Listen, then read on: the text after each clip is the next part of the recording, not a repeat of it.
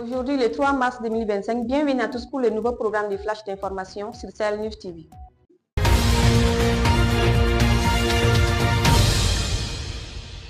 La vigilance et la réactivité des agents de la brigade mobile d'intervention BMI des douanes de Bankoumana dans la région de Kouloukoro ont permis une importante saisie d'or brut le jeudi 27 février 2025 à Sibi. Grâce à un renseignement exploité avec efficacité, les douaniers ont intercepté un individu de nationalité asiatique à bord d'un véhicule Toyota Hilux transportant 1,6 kg d'or brut de manière frauduleuse. Cette opération s'inscrit dans le cadre de la lutte contre le trafic illicite des ressources minières et la protection de l'économie nationale. Le directeur général des douanes réaffirme son engagement à lutter contre toute forme de fraude et de trafic illicite. Il encourage la collaboration des populations pour signaler tout mouvement suspect afin de préserver les intérêts économiques du pays.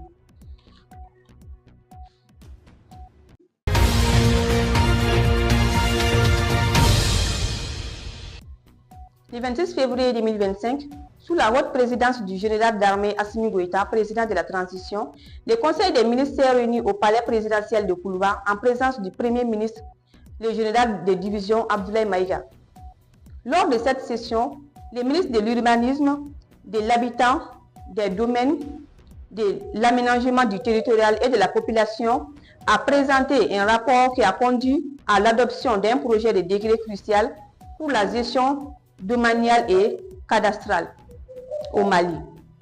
La Direction générale des domaines et des cadastres, instituée par l'ordonnance, a pour mission principale d'élaborer et de coordonner la mise en œuvre de la politique nationale en matière de domaines, de fonciers et de cadastres.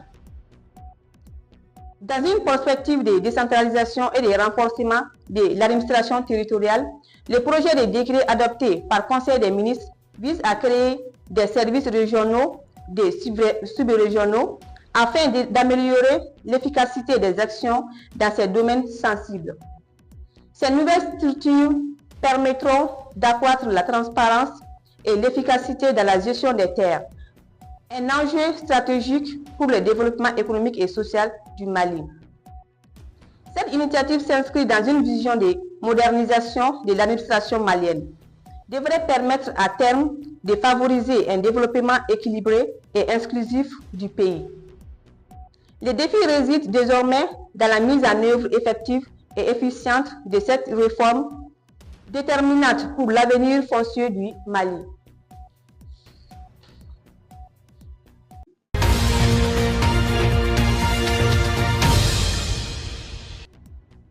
Le chef d'état-major général adjoint des armées poursuit sa visite de terrain. Après l'étape de Kemparana, San et Tomia, le chef d'état-major général adjoint des armées, Keba Sangare, a successivement visité les troupes de l'opération Jama Djeko à Bandiagara et la zone de défense numéro 6 de Sévari. Cette visite d'autorité du chef d'état-major général adjoint des armées visait non seulement de s'imprégner des conditions de vie et de travail de la troupe, mais aussi leur faire part de la vision du chef d'état-major. Il s'agit pour le chef d'état-major adjoint des armées de venir au nom des plus hautes autorités militaires, féliciter les hommes pour leur courage, aussi les inviter à la cohésion, à la discipline et les transmettre la vision du chef d'état-major d'un chaîne de commandement uni et unifié dans la défense du territorial et la sécurité des personnes et de leurs biens. Dans son intervention, le gouverneur de la région de Badjangara, le colonel-major Olivier Diassana, a remercié le chef d'état-major et sa délégation d'être au plus près des hommes. Le chef d'état-major Keba Sangare dira que la vision du chef d'état-major général des armées est claire. Il s'agit pour les forces de défense et de sécurité de faire cette guerre, sans donner aucun répit à l'ennemi tant qu'il ne dépose pas les armes.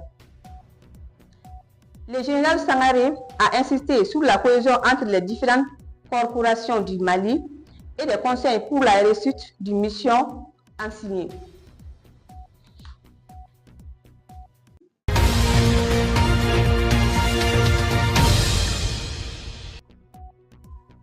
Le ministre des Transports et des Infrastructures poursuit sa campagne de sensibilisation sur l'interdiction des circulations des véhicules gros porteurs hors gabarit et hors normes. En République du Mali, une mission composée des directeurs généraux des transports, de la route et de l'Agence nationale de la sécurité routière, ANASER, a effectué une visite au poste de péage de Kati. L'objectif est d'informer et sensibiliser sur les mesures envisagées par le gouvernement sur la circulation des camions hors gabarit et hors normes. La mesure entrera en vigueur le 1er avril 2025.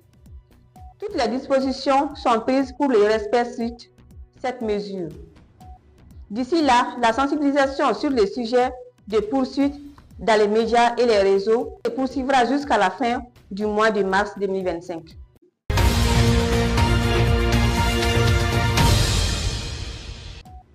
C'est tout pour ces flashs d'informations. Merci de l'avoir suivi et à très bientôt.